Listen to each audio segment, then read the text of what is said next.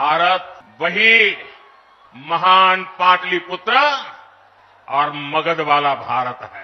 भारत वही चंद्रगुप्त मौर्य वाला भारत है।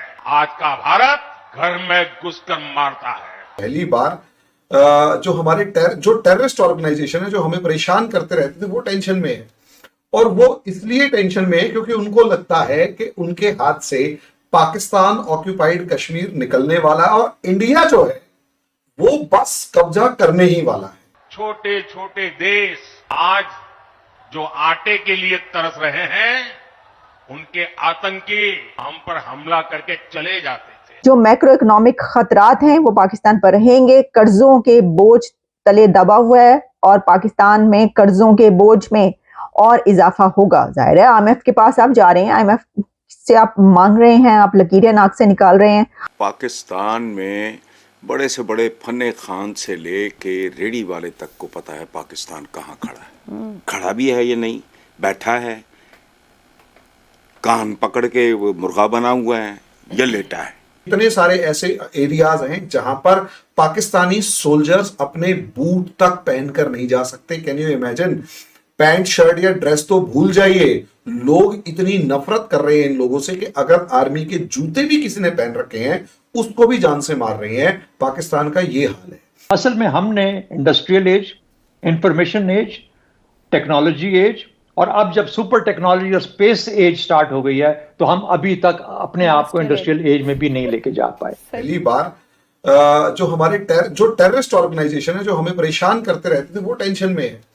और वो इसलिए टेंशन में है क्योंकि उनको लगता है कि उनके हाथ से पाकिस्तान ऑक्यूपाइड कश्मीर निकलने वाला है और इंडिया जो है वो बस कब्जा करने ही वाला है। अल्टीमेटली सोच कर देखिए, एक होता है ना डायलॉग है, ये डर अच्छा लगा। वही सिचुएशन है कि ये डर जो है इनके बीच में ये अच्छा लगा। क्यों? इसके दो रीजंस। पहला, अगर आप देखेंगे तो पूरे के पूरा जितने भी टेररिस्ट ऑर्गेनाइजेशंस हैं वो बॉर्डर क्रॉस नहीं कर पा रहे, बॉर्डर तक क्रॉस नहीं कर पा रहे हैं। दूसरा, उन लोगों को पहले मतलब उरी सर्जिकल स्ट्राइक से लेकर एयर स्ट्राइक से लेकर सारी की सारी चीजें घुस के मारना, आप सोचिए। और अभी अभी खबर जिस तरीके से आई है कि लश्कर तैयबा का पूरा मॉड्यूल जो है वो रजौरी और पुंछ के अंदर बस्ट कर दिया गया है और 10 लाख जिसके पास ऑर्डर है और 10 लाख का रिवॉर्ड जिसके सर पे है उसकी फोटो वोटो जारी करके कह दिया कि भाई इसे निपटाना है। इसका मतलब उधर एक अननोन गनमैन बैठा है, यहां इंडिया के 10 लाख, उधर बैठेंगे 30 लाख। और कौन सा अननोन गनमैन, कैसा गनमैन? और 30 लाख भूखे नंगे लोगों के बीच में 30 लाख रुपए आप अंदाजा लगा कर देंगे कि इंडियन गवर्नमेंट ओपनली कह रही है कि बाकी सब चीजें हमारी, तू पैसा ले और मार। एक तो ये डर है। दूसरा डर ये है कि इस टाइम पर जो जियो पॉलिटिकल सिनेरियो चल रहे हैं गायत्री, वो इस खतरनाक लेवल पर चल रहे हैं कि इसमें सबसे ज्यादा बुरी दुर्गति पाकिस्तान की होने वाली है।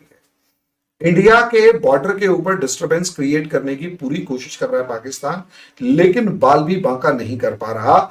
जो थोड़ा सा घुसने की कोशिश करता है उसकी वहीं पर गर्दन तोड़ दी जाती है। पाकिस्तान से सोचकर देखिए, कमांडर्स जो हैं, जो लश्कर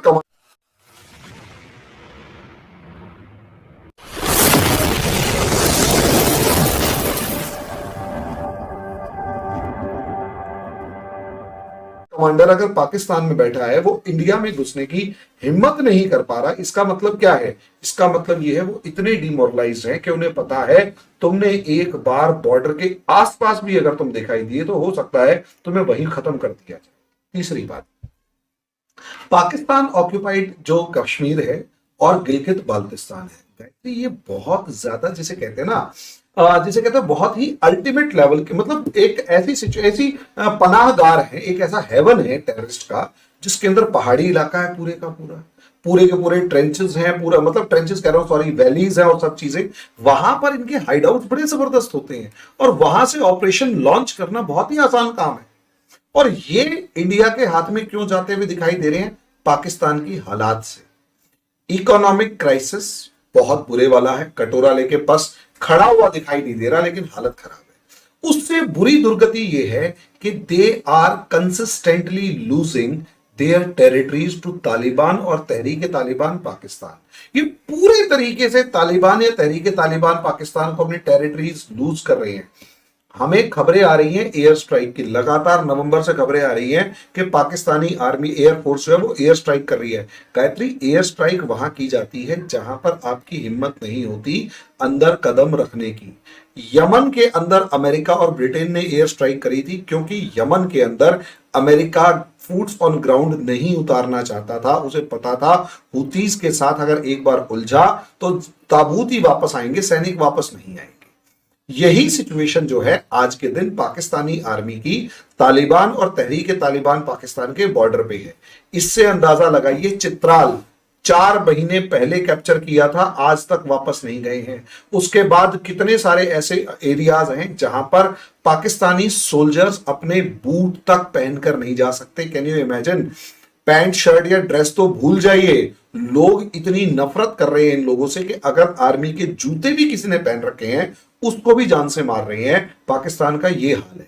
वर्ल्ड बैंक की साउथ एशिया रिपोर्ट आ गई है जिससे यह पता चलता है कि साउथ एशिया को इंडिया ने बचा लिया है। भारत ने साउथ एशिया को इमर्जिंग मार्केट्स और इमर्जिंग इकोनॉमीज में तो लाकर खड़ा कर ही दिया है, लेकिन इसी के साथ वर्ल्ड बैंक की रिपोर्ट यह कह रही है कि region will be fastest growing in 2024।